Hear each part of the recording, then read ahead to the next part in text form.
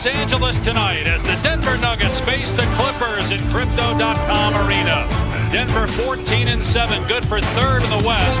LA 9-10, but starting to find a groove with its reshaped, healthy roster.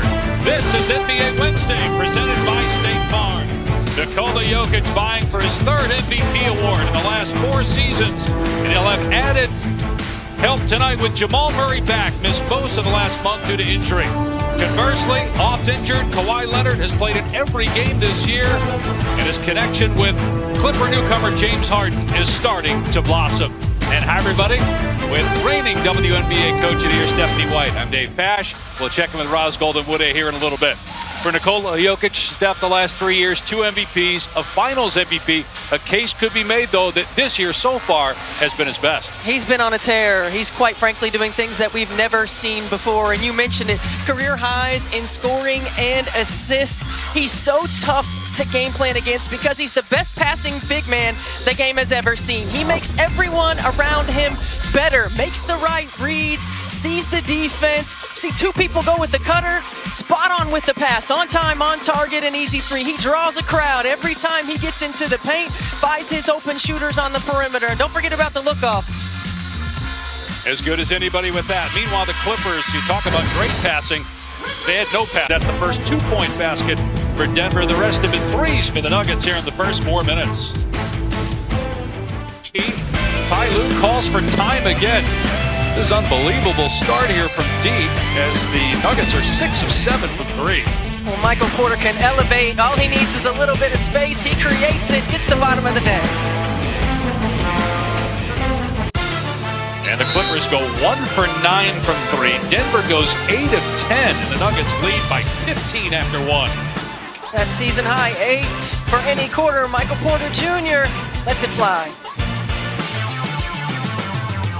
No Nonsense brought to you by Metro by T-Mobile. Denver not messing around from deep. They sure aren't. Michael Porter leads the Nuggets with 11 points. He is 3 for 3 from the three-point line. They have 12 assists on 14 made field goals. That's pretty impressive. 3 is because he gets to be the guy and have his own unit, but right now it's Tice that's putting it in the basket for the Clippers who climb back within 9. It's year 5 for Kawhi Leonard and Paul George, and this year they played in all 20 games. And the last time Kawhi Leonard did that, you got to go back to 2016-17, but he was still with San Antonio. It's the longest streak the two have played as Clippers teammates. In fact, they'd only played in the first 4 seasons 118 games together and just 24 playoff games together. Shooter for the 23-year-old out of Missouri. You got to be aware of James Harden getting downhill. This time he finds the right pass. All eyes on James Harden and his ISO ball because you know he can go to work. And Norman Powell just finds the open area. I mean, this is just a heads-up play. The spacing was there. It was created. A great cut. Terrific finish. By Jokic, you know. So Denver, after making 8 out of 10 from 3 in the first quarter, went 0 for 8 in the second. Meanwhile, the Clippers outscored the Nuggets by 19. So at a halftime coming up with Janae and Perk. The Clippers trying to get back to 500. Lead the reigning NBA champs at halftime by 4. The NBA on ESPN, presented all season long by State Farm, is brought to you by the new film from Illumination Entertainment, Migration. Welcome back to NBA Wednesday, presented by State Farm. In downtown Los Angeles, the Clippers in front of Denver 61-57.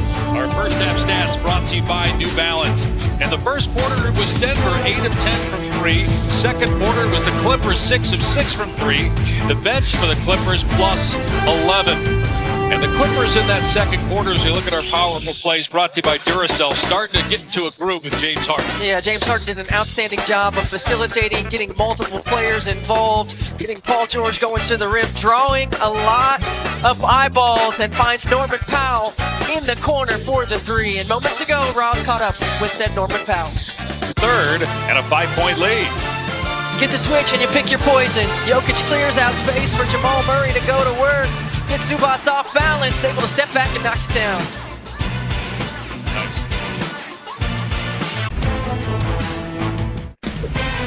Friday night, ESPN's featured West Coast NBA matchup between the Lakers and Utah, 10 Eastern, 7 Pacific. The Clippers been just 3-7 on the road this season. And that ends the third quarter. Denver will take a 3-point lead to the fourth. Only 2 Clipper points in the last 4 minutes. Uses his length. He's got really good instincts. LKD to 0 for 10 the other night in Phoenix in the second half.